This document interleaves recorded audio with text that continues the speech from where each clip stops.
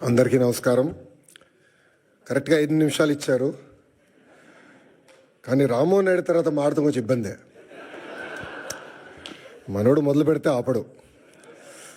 మిమ్మల్ని అందరూ చూసిన తర్వాత జ్యూరిక్లో ఉన్నానా జోపాలంలో ఉన్నానా డౌట్ నాకు వచ్చింది. ఎందుకంటే ఈరోజు మండే ఆఫ్టర్నూన్ ఇంతమంది వస్తారని మేము ఊహించలేదు. కానీ సెలవు పెట్టారు, డుమ్మా కొట్టారు. కానీ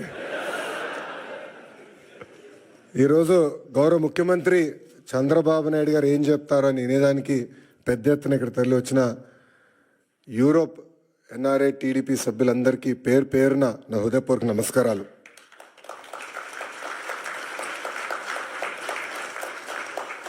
తెలుగు జాతి సత్తా ఏంటో ఢిల్లీకి వినిపించిన వ్యక్తి విశ్వవిఖ్యాత నరసార్వభౌమ స్వర్గీయ శ్రీ నందమూరి తారక రామారావు గారు.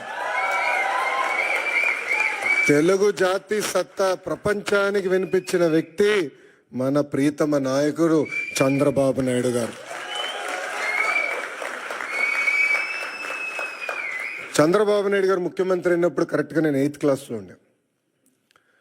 నాకు ఇప్పుడు కూడా ఆ 10 సంవత్సరాలు 94, 95 నుంచి 2004 వరకు మనం ఒకసారి చూస్తే ఒక్క ఫోటో సమ్మప్ చేస్తుంది ఆయన పరిపాలన. న్యూయార్క్లో వర్షం పడుతున్న సమయంలో ఆయన చేతుల్లో ఒక ఫైల్ పెట్టుకుని, చంకులో ఫైల్ పెట్టుకుని బ్యాగ్ మోసుకుంటూ నడుస్తూ ఉంటారు ముఖ్యమంత్రిగా. ఆనాడు ఆయన విజన్ 2020 అంటే చాలామంది ఎగతాళి చేశారు.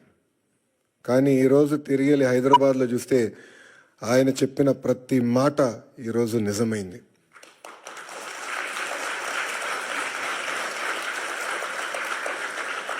బాబు గారు 4వ సారి ముఖ్యమంత్రి అయ్యారు. కానీ రాము అన్నట్టు మా అందరికన్నా స్పీడ్. సో రాము అడిగాడు, అన్నా నువ్వు ఢిల్లీ ఫ్లైట్లో వస్తున్నా అంటే, డోస్ నీకు జాలేరా, నేను వద్దా ఫ్లైట్లో, నేను బాంబే నుంచి వస్తానని చెప్పా. కరెక్ట్గా విఐపి లాంచ్లో దిగిన తర్వాత అడిగా రాముని, ఎలా ఉందిరా ఫ్లైట్ అంటే, అన్న పడింది నాకు అన్నాడు. అంటే చంద్రబాబు నాయుడు గారు ఒక సోర్స్ ఆఫ్ ఎనర్జీ. ఆయనకి చాలా అద్భుతమైన ఐడియాస్ ఉంటాయి. ఆ ఎనర్జీలో మనం ఎంత నింపుకుంటాం అనేది చాలా చాలా ఇంపార్టెంట్. కానీ ఒక్కసారి చంద్రబాబు నాయుడు గారి జీవిత చరిత్ర చూస్తే అనేక ఇబ్బందులు ఎదుర్కొని పైకి ఎదిగిన వ్యక్తి. కేవలం రాజకీయాల్లో కాదు, ఈజ్ అ సీరియల్ ఆంటర్‌ప్రెన్యూర్. ఇక్కడ చాలామందికి తెలియదు ఆ విషయం. ఇక్కడ మీలో చాలామంది ఆంటర్‌ప్రెన్యూర్స్ అవ్వాలనుకుంటున్నారు. ఆయన సుమారుగా 4 కంపెనీలు స్టార్ట్ చేశారు, 3 ఫెయిల్ అయినాయి. 4వది హెరిటేజ్ ఫుడ్స్.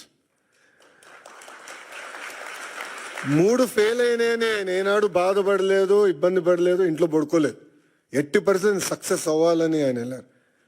రాజకీయాల్లో మనం చూసాం, ముఖ్యమంత్రిగా దేశం మొత్తం ఆయన వైపు చూసే విధంగా నాయకుడిగా ఆయన ఎదిగిన. రాజకీయాల్లో హైస్ ఉంటాయి, లోస్ ఉంటాయి. ఆయన ఎప్పుడూ ఆయన హైని లో ఎటు తీసుకున్నారు అట్టనే తీసుకున్నారు. వాస్తవంగా మాకు లోయెస్ట్ పాయింట్ బాబు గారిని అరెస్ట్ చేసినప్పుడు, బహుశా ఇక్కడున్న అందరు కూడా అది మన జీవితంలో లోయెస్ట్ పాయింట్. నేనున్నాను అక్కడ, నేను చూసా ఆయన ఎక్కడ అధైర్యపడలా. చూశారు, జడ్జి వైపు కూడా నవ్వుతా చూసి నడుచుకుంటూ వెళ్ళారు. ఎక్కడ అధైర్యపడలా. 52 రోజులు ఆయన బంధిస్తే మేము వెళ్ళేవాళ్ళం ములాఖాత్కి. మళ్ళీ అక్కడ కూడా మాకు అక్షంతలు పడేది. మొత్తం ఆయన చదివేసేవారు డాక్యుమెంట్లు, నోటింగ్స్తో సహా మాకు చెప్పారు, ఇక్కడ మీరు వీక్గా ఉన్నారు, ఇక్కడ చూసుకోండి, ఇక్కడ జాగ్రత్తగా ఉండండి. ఎప్పుడు అధైర్యపడలా. ఆయన బయటకు వచ్చిన తర్వాత కూడా ఒక సింహంలాగా వచ్చారు. ఆ విజువల్స్ మనందరం చూసాం.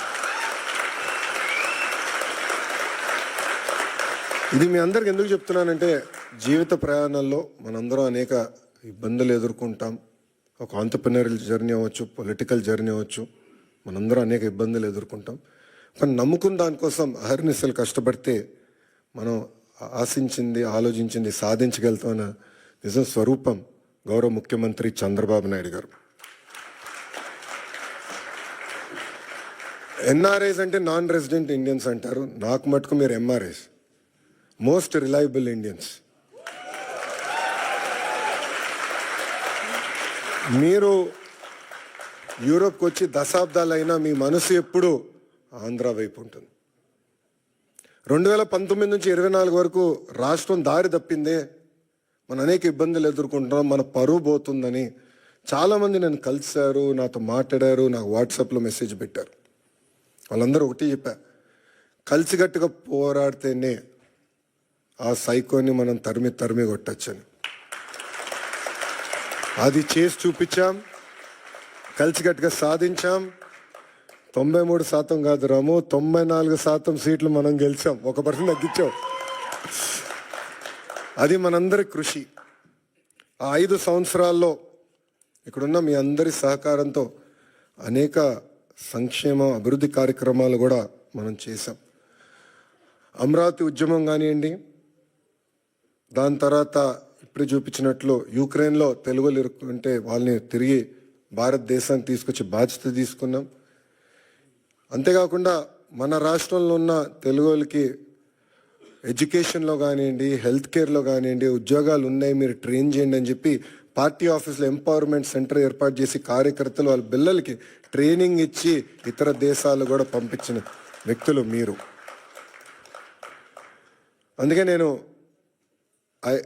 హెచ్ఆర్డి అదేవిధంగా స్కిల్ డెవలప్మెంట్ మంత్రి అయిన తర్వాత ఒక ఆర్గనైజేషన్ ఉంది, అది ఉందని కూడా నాకు తెలియదు వాస్తవంగా. ఆ ఆర్గనైజేషన్ పేరు ohm cap, overseas man power corporation of Andhra Pradesh. అదొకప్పుడు బాబు గారే బ్లూ కాలర్ వర్కర్స్ అంటే కన్స్ట్రక్షన్ వర్కర్స్ మిడిల్ ఈస్ట్కి వెళ్ళేదానికి ఒక ఆర్గనైజేషన్ ఉండాలని చెప్తే మేమందరం కూర్చుని చర్చించి బాబు గారితో కూడా చర్చించిన, లేదో అది బ్రాడర్గా చేయండి, ఎక్స్పాండ్ చేయండి. ఇప్పుడు ఏదైతే మీరు ప్రజెంటేషన్ చేశారో మన తెలుగు ప్రపంచం మొత్తానికి ఎట్లా ఎక్స్పోజ్ చేయాలి, ఆపర్చునిటీస్ ఎక్కడున్నాయి, అది ఒక భాగం అవుతే ఇతర దేశాల్లో ఉన్న తెలుగులో తలసరి ఆదాయం డబుల్ ఎట్లా చేయాలి, దానిపైన మీరు ఫోకస్ చేయనని ఆదేశాలు జారీ చేసిన వ్యక్తి గౌరవ ముఖ్యమంత్రి చంద్రబాబు నాయుడు గారు. అంటే ఆయన ఎప్పుడు కూడా మన గురించి ఆలోచిస్తారు, మన భవిష్యత్తు గురించి ఆలోచిస్తారు. తెలుగులో ఎక్కడున్నా అన్ని రంగాల్లో నంబర్ 1 ఉండాలనే లక్ష్యంతో ఆయన పనిచేస్తారు. ఇప్పుడే భరత్ అన్నట్టు గౌరవ ముఖ్యమంత్రి గారు రాజకీయాల్లోకి రాకుండా ఉంటే ఆయన ఈలాన్ మస్క్ ఆఫ్ ఇండియా అయ్యేవారు అని అన్నారు. I would have been very lucky or unlucky, I don't know. ఎందుకంటే చంద్రబాబు నాయుడు గారితో పనిచేస్తాం తేలికని పని కాదు, అంత తేలికైన పని కాదు. మేమందరం నవ్వుకుంటాం, అంటే ఆఫీసర్స్ మేము రాజకీయ నాయకులు అందరూ కూర్చొని మాట్లాడుతుంటే సూర్యుడి దగ్గర నుంచి ఆప్టిమల్ డిస్టెన్స్లో ఉండాలి. సూర్యుడి దగ్గరికి వెళ్తే మాడి మస్ అయిపోతాం, సూర్యుడి దగ్గర దూరంగా ఉంటే చల్లగా ఉంటుంది. అంత ఎనర్జీ ఉన్న వ్యక్తి చంద్రబాబు నాయుడు గారు. అంటే అహర్నిశలు పనిచేయాలి, సమాజానికి సేవ చేయాలి. అటు తెలంగాణ కానివ్వండి, ఆంధ్ర కానివ్వండి, తమిళనాడు, కర్ణాటక, అండమాన్ నికోబార్, ప్రపంచంలో ఎక్కడ తెలుగులు ఉన్నా అన్ని రంగాల వాళ్ళు నంబర్ 1 ఉండాలి, వాళ్ళు ముందలు తీసుకెళ్ళే లక్ష్యంతో ఇప్పుడు కూడా ఆహర్నిశలు పనిచేస్తున్నారు. ఇప్పుడే రాము అన్నట్టు మన ఎన్నికల్లో అందరం కలిసికట్టుగా పనిచేసాం. మీలో చాలామంది తిరిగి భారతదేశానికి వచ్చారు, నెలల పాటు లీవ్ పెట్టి మా కోసం మీరు కష్టపడ్డారు. అది జీవితాంతం మేము గుర్తుపెట్టుకుంటాం.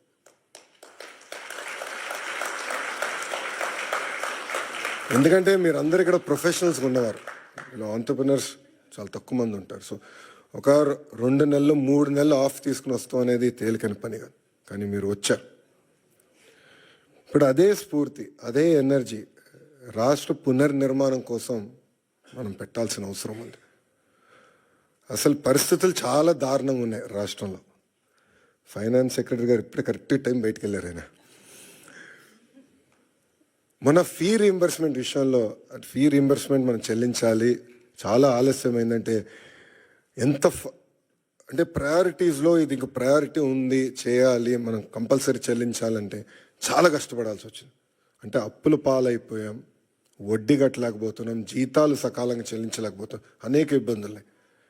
బట్ బాబు గారు పదే ఒక మాట అంటారు, opportunities are where crisis are. So అందరం మన రాష్ట్రాన్ని పునర్నిర్మాణం చేసుకోవాలి. ఇప్పుడే రాము ఒక మంచి మాట అన్నారు, తెలుగులో ఆంధ్ర రాష్ట్రాన్ని వదిలేసి ఇతర దేశాలకు వెళ్ళి నంబర్ 1 అయ్యారు, కానీ ఆంధ్ర రాష్ట్రం వెనుకబడి ఉంది. ఇప్పుడు తిరిగి రండి, పునర్నిర్మాణం చేద్దాం, కలిసికట్టుగా కష్టపడదాం. 5 సంవత్సరాలు, ఎక్కువ సమయం అవసరం లేదు, 5 సంవత్సరాలు ప్రపంచానికి మళ్ళీ ఆంధ్ర రాష్ట్రం అంటే ఏంటో చేసి చూపించుదామని ఈ సభాముఖం మిమ్మల్ని అందరినీ కోరుకుంటూ, ఇప్పుడే భరత్ చెప్పినట్లు ఎకనామిక్ డెవలప్మెంట్ బోర్డు ఉంది. ఎవరైనా పెట్టుబడులు పెట్టాలన్నా, ఇంటరాక్షన్ చేయాలన్నా ఒక ఆర్గనైజేషన్ ఇప్పుడు క్రియేట్ చేశాం. That will be your single port to call. అదేవిధంగా ఓమ్ క్యాప్లో కూడా కొత్త లీడర్షిప్ తీసుకొచ్చాం, వాళ్ళతో కూడా మీరు కోఆర్డినేట్ చేయొచ్చు. ఇక్కడ చాలామందికి నా వాట్సాప్ నెంబర్ ఉంది, చాలామంది నాకు మెసేజ్ పెడతా ఉంటారు. మీ ఫీడ్బ్యాక్ కూడా మాకు చాలా చాలా అవసరం. కేవలం అభివృద్ధి కాదు, రాజకీయ పరంగా కూడా మీ ఫీడ్బ్యాక్ మాకు చాలా చాలా అవసరం. Time to time me feedback తీసుకుని ఒకవేళ దారి తప్పుతున్నా అంటే మళ్ళీ సరైన దారిలో పెట్టాల్సిన బాధ్యత కూడా మన పైన ఉంటుంది. సో ఆ ఫీడ్బ్యాక్ కూడా మీరు ఇవ్వాలని సభాముఖంగా కోరుకుంటూ, ఒక మిత్రుడు కూర్చున్నప్పుడు చూపించాడు, ఒక అతని పేరు ఎర్ర బుక్ గురించి చూపించాడు. పాదయాత్రలు ఎర్ర బుక్ గురించి మాడితే ఎవడు పట్టించుకోలేదు అబ్బా. ఎన్నికలైన తర్వాత అది నేను దాంట్లో డౌట్ వద్దు.